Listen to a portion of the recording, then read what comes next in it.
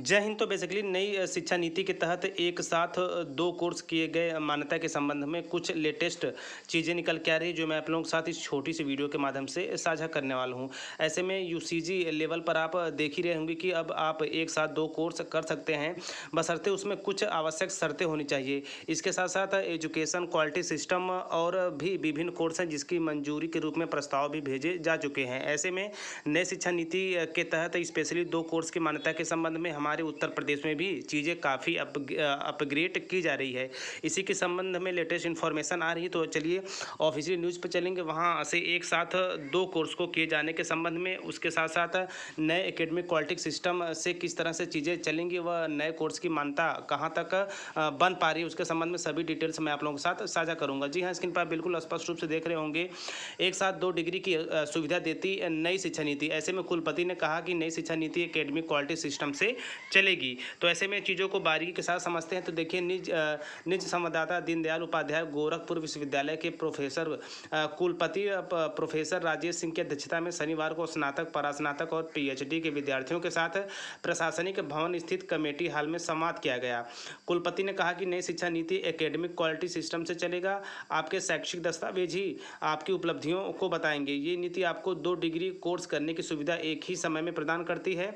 विश्वविद्यालय प्रशासन ने एनईपी को ध्यान में रखकर 63 नए कोर्स शुरू किए हैं जो आपको रोजगार के साथ जीवन में विविधता प्रदान करते हैं। अगर कोई बॉटनी का छात्र बायो इन्फॉर्मेटिक्स का कोर्स कर लेता है तो उसे आगे चलकर और संभावनाएं और विकल्प मिलेंगी।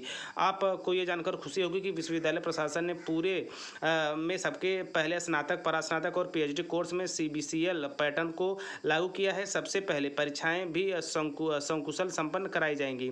द्वितीय सेमेस्टर की परीक्षा भी 18 जून को समाप्त हो रही है। जुलाई में नए सत्र की कक्षाएं प्रारंभ हो जाएंगी। सीबीएसई पैटर्न में रजिस्ट्रेशन कराना विद्यार्थियों के लिए अनिवार्य है। इस दौरान अधिष्ठाता छात्र कल्याण professor Ajay Singh, professor NK Singh, Vishweshwar Prasad, Sant Prasad Singh और परीक्षा नियंत्रक डॉक्टर अमरेंद्र सिंह आदि मौजूद रहे। तो देखिए, ऐसे में यहाँ पर भी आप चीज़ें समझ सकते हैं कि नए कोर्स का प्रस्ताव जल्द भेजने की व्यवस्था करें। ऐसे में अन्य बैठक में कुलपति ने संकाध्यक्षों, विभागाध्यक्षों के साथ बैठक पर नए सत्र में विश्वविद्यालय के संचालन को लेकर रूपरेखा तैयार की।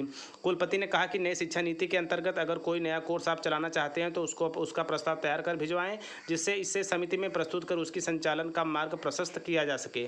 विश्व पर्यावरण दिवस पर सभी विभाग अपने अपने यहाँ पर्यावरण संरक्षण को संबंधित कार्यक्रमों का आयोजन करें। तो बेसिकली देखिए, यहाँ पे साफ और स्पष्ट शब्दों में ये कहा जा रहा है कि नई शिक्षा नीति के तहत हमारे उत्तर प्रदेश में सबसे पहले जो स्नातक, परास्नातक और पीएचडी कोर्स हैं उसमें नए 63 कोर्सों को लॉन्च किया जाएगा। ऐसे में नई शिक्षा नीति के तहत अब ग्रेजुएशन और पोस्ट ग्रेजुएशन और पीएचडी के तहत आपको कौशल विकास संबंधी चीज़ें भी सिखाई जाएंगी ताकि आगे चलकर आपके कैरियर में अपार संभावनाएँ आ सके। इसके साथ साथ यह भी बताया गया है नई शिक्षा नीति के तहत कि ऐसे विश्वविद्यालय जो नए कोर्स को लॉन्च करना चाहते हैं वे उसका प्रस्ताव बना के संबंधित विभाग में प्रेषित करें ताकि वहाँ पे समिति गठन के बाद उस पर जांच पड़ताल के बाद आगे उसकी जो है कोर्स के लागू होने का रास्ता साफ किया जा सके।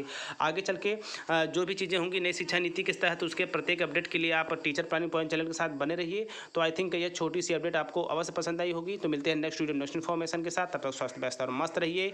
जय हिंद, वंदे मातरम।